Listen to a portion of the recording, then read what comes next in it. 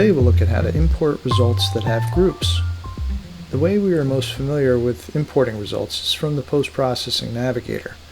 However, this method does not support importing the groups. To get the groups, we need to import the results from the simulation navigator. Here you'll see we have a toggle to import the groups. This will create a new solution with our imported results in it with the groups.